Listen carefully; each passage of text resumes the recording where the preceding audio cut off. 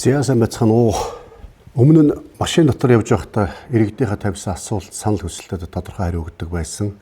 Энэ удаас залуучуудынхаас тавьсан асуултад нэг хариулт өгье гэж шийдлээ. Ингээд асуулт хариултаа эхлэе. За хөрлийн дарга бям цогт та ер нь өглөө одоо юу хийж өгддөг вэ л гэж асууя да. Тэг өдрөө хэдэн цагт нь ажилладаг вэ? Ойлгомжтой нэг 7-8 цаг л ажилладаг гэдэг бол 7-8 цаг ажилладаггүй. Өглөө ер нь бол 7 цагт босдог. Шөнө 12 цагт унтдаг. Өглөө 8 цагаас ажил эхэлдэг. Орой үндсэндээ бол 22 цаг хүртэл ажилладаг да. Өөрөөр хэлэх юм бол өдөрт нэг 12-оос 14 цаг ажилладаг гэж ойлгож болно. За дараагийн асуулт. Эр хүний хувьд хамгийн баримтлагдаг зүйл нь юу вэ? Эр хүний хувьд хамгийн баримтлагдаг зүйл нь юу вэ гэж асууж байна. Тэгээд итгэл дах. За гэж хэлсэн бол хэлсэн хүндээ хүрдэг байх. Ийм л зүйлийг баримтлахыг хичээдэг дээ. За дараагийн асуулт. Хамгийн сүүлд батлуулах байгаа хууль нь одоо юу юм болоо? Ач холбогдол нь юу юм болоо? Хамгийн сүүлд батлуулсан чухал хууль бол скутер, мопед, сурооныг 18 нас хүрээгүй хүүхэд замын хөдөлгөөнд унж оролцохыг хориглосон хууль. Хүүхэд залуучууд Монгол улс ирээдүйн болсон хүүхэд залуучууд эрүүл мэнд амь насыг хайрлах, хамгаалах үүргийг эцэг эхчүүд, асран хамгаалагч нар иргэд аж ахуйн бид бүгд хүлээх үүрэгтэй үүнтэй холбоотой хуулийг баталсан 7 сарын 1-ээс хэрэгжиж эхэлнэ. Энэ хууль бол ямар нэг зүйлийг хорж сагдж байгаа зүйл биш. Монгол улсын ирээдүйн хойч үе болсон хүүхэд багчуудаа хайрлаж байгаа. Тэдний амь нас эрүүл мэндийг хайрлаж байгаа ийм хууль юм шүү.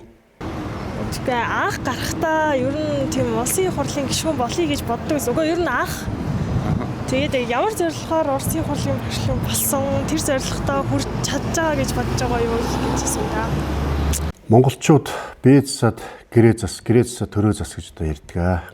Түүнтэй адилхан айлын том хүүхдийн хувьд анх одоос өөрийгөө зассан, дүүнэртээ бас тусалсан. За бизнес компани байгуулж бизнес эрхлэж Монголын одоо топ 100 аж ахуйн нэгжийн одоо нэгийг байгуулж компани удирдах ажиллаж байсан. Ингээд өөрөөр хэлэх юм бол бие засчаад гэрээ засчаад Монголынхаа төр зүтгээд үзье төмөн олонныхоо төлөөс зүтгэе гэж зүтгэж шулуудаж 2008 онд их хурлд нэр дэвшиж түүнээс ч 5 удаа сонгогдож төр төмнийхөө төлөө зүтгэж байна. Тэгээд яаж төрөө төвшин байх вэ? Төмөн олон амгалан байх вэ гэдэг бол өдөр тутам бас залбирч хичээж ажиллаж байна да. За дараагийн асуулт. Та хэрэг ууртай вэ? Хамгийн сүүл хизээ орлсон гэж хэлсэн. За ер нь бол ууртай.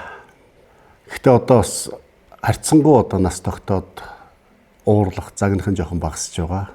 Хамгийн сүүлд одоо өчигдөр уурласан. Тэг өчигдөр бол ажлын албаныхаа хурлаа хийсэн. Ажлын албаныхаа жоохон чанга дуурсан.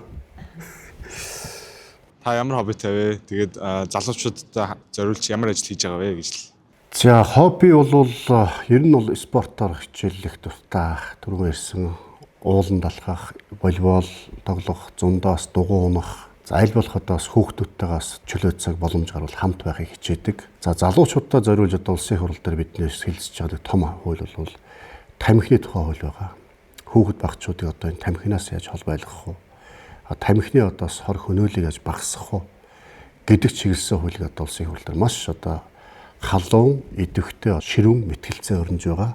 Эцэст нь энэ тамхины эсрэг хууль маань сайн хууль болж батлагдаад хүүхэд багчууд маань тамхинаас холдох.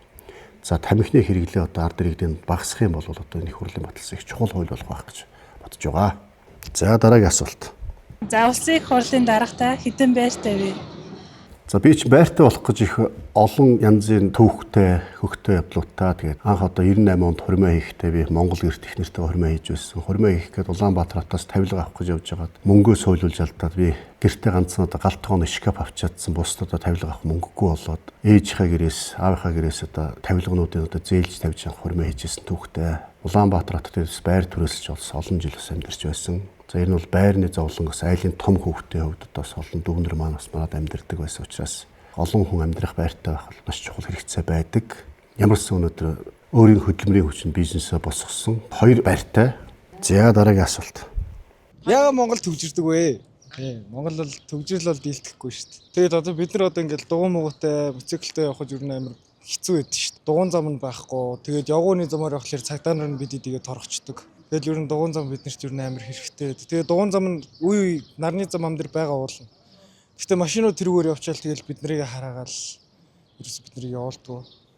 Өнөөдөр ингээд Улаанбаатар хотод 20 жилийн өмнө хэдэн машинтай хэдэн хүн амтай байсан. Өнөөдөр хэдэн хүн амтай хэдэн машинтай болчихоо. Яг түүнд зориулсан зам дэд үсээ шийдэж чадсан уу гэдгээс л энэ асуудал болж байгаа. Өөрөөр хэлэх юм бол Улаанбаатар хотод 20 жилийн өмнө одоо байсан машины тоо бол бараг 10 дахин нэмэгдсэн байх. Хүн амын тоо 2 дахин нэмэгдсэн байх.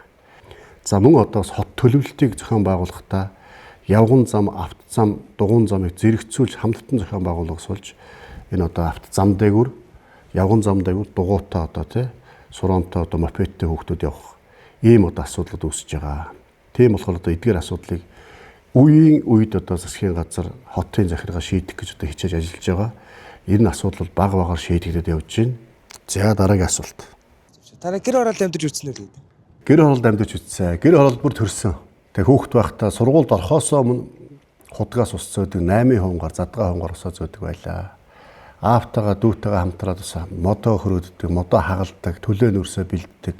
Ийм л одоо хүүхэд байсан. Тэгээд хормоо хийхдээ ч гэсэн бас одоо гэр хороолд их нэртэйгээ одоо гэрт хормоо хийж байсан. Гэр хорооллын хүүхдийн үздэг одоо тий зовлон жаргал одоо баяр гоныг одоо дутагдах гэж их бүх зүйлийг л бусдын адилд амсаж өссөн дөө. За ингээд асуултууд дууссан байна. Нилээд олон асуулт асуусан байна. Одоо чадлаараа одоо хичээж хариуллаа. Асуулт асуусан дүүнэртээ их баярлалаа.